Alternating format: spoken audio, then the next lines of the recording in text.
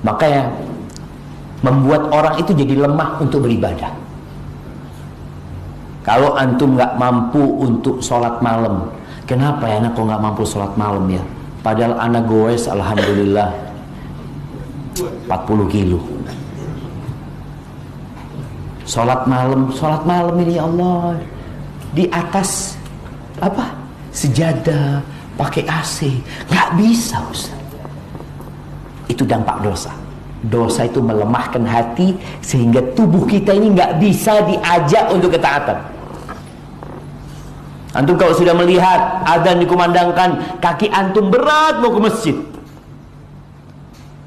Antum melihat orang-orang bisa buka Al-Quranul Karim, sebagian bisa one day one juz. Ana ya Allah Ustaz, satu halaman itu Ustaz lama, bahkan harus berantem dulu. Coba pegang handphone 1 jam nggak bosan. Antum coba bandingkan, antum pegang Quran, pegang handphone. Kira-kira kalau pegang handphone itu ya capeknya berapa menit ya? Sampai baterainya habis dicas lagi sama antum. Power bank nggak habis-habis ya. Tapi kalau mau buat ketaatan berat sekali. Itu dampak dosa. Makanya menyebutkan bahwa adzunub lil qalbi bimanzilatis sumum. Seperti racun dosa itu untuk jantung manusia. Racun itu kadang-kala beraksinya nggak langsung dia masih terus berjalan, tapi membuat orang jadi lemah akhirnya.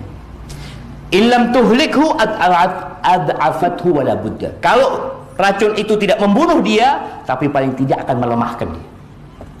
Melemahkan untuk berbuat ketaatan.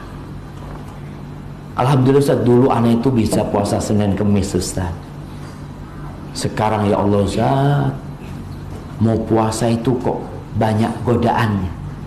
Bukan banyak godaannya, engkau sedang lemah dengan dosa-dosa. Apa yang harusnya dilakukan? Beristighfar, bertobat.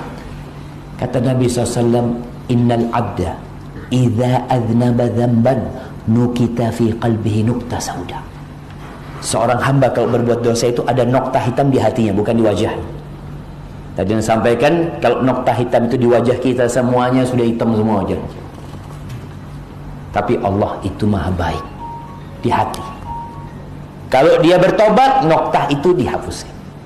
Tapi kalau dia berbuat dosa lagi, tambah nokta 2, 3, 4, 5. Dan boleh jadi dosa itu menutup hatinya sehingga sulit dikasih nasihat.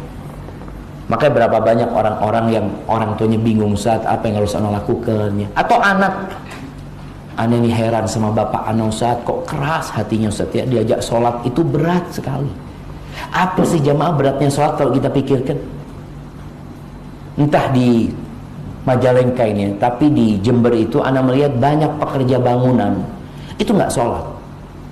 Padahal dia bisa bekerja dari jam 7 di bawah terik matahari, ngangkut pasir, ngangkut ini Allah. Waktunya sholat langsung tidur. Waktu istirahat kan ada istirahat itu, zuhur itu nggak kuat, dia sholat nggak kuat, padahal cuma 4 rakaat ya. Bukan fisiknya yang lemah tadi, racun itu sudah sampai ke hatinya sehingga dia sulit melakukan ketaatan. Apa yang harus kita lakukan? Ia beristighfar, mohon ampun kepada Allah Azza wa Jalla. Dan diantara cara menguatkan hati ini adalah memperbanyak zikir. Zikir terus. Boleh tubuh antum berada di sawah, tubuh antum berada di jalanan, tubuh antum berada di pasar dimanapun, tapi biarkan jantung antum berada di masjid. Jadi antum selalu ingat sama Allah Azza wa Jalla. Allah berfirman, فَإِذَا قُضِيَتِ الصَّلَاةِ, apabila salat sudah ditunaikan, ini salat Jumat ya. فَإِذَا قُضِيَتِ الصَّلَاةِ, apa yang dilakukan umat Islam? Kata Allah, fantashiru fil ardi, kalian bertebaranlah di muka bumi, cari rezeki, wabtaghu min fadlillah. Artinya muslim itu bukan cuma di masjid doang, enggak. Dia harus memakmurkan bumi ini. Dia punya tanggung jawab sebagai orang tua, sebagai seorang anak. Dia harus bekerja mengais rezeki. Kata Allah, fantashiru fil ardi wabtaghu min fadlillah, carilah karunia dari Allah. Selalu ada di benak kita, kita cari rezeki dari Allah Azza wa Jalla. Apa kata Allah? Wadhkurullaha katsiran la'allakum tuflihun. Kalian perbanyak ingat sama Allah. banyakin ingat sama Allah agar kalian sukses. Artinya kalian di pasar ingat sama Allah. Jadi orang beriman itu bukan berarti dia nggak kaya, nggak bisnis. Allah katakan rijalun la tulhihim tijaratun wala bai'un an dzikrillah. Lelaki-lelaki yang sebenarnya itu mereka tidak terpedaya, tidak dilupakan gara-gara bisnisnya, perniagaannya dari mengingat Allah. Enggak, mereka tetap ingat Allah, tetap sholat, tetap zakat. Kenapa? Yakhafuna yawman tataqallabu fihi alqulub wal absar. Mereka takut dengan adanya hari kebangkitan nanti jamaah. Kita bakal dibangkitkan, dunia akan kita tinggalkan semuanya. Maka persiapkan diri kita untuk berjumpa dengan Allah dengan hati yang selamat, selamat dari dosa-dosa, selamat dari kesyirikan. Dengan itu semoga Allah memasukkan kita ke surga. Barakallahu fikum. Jamaah, ana punya waktu cuma sampai jam 5:10. Betul. Tinggal 1 menit.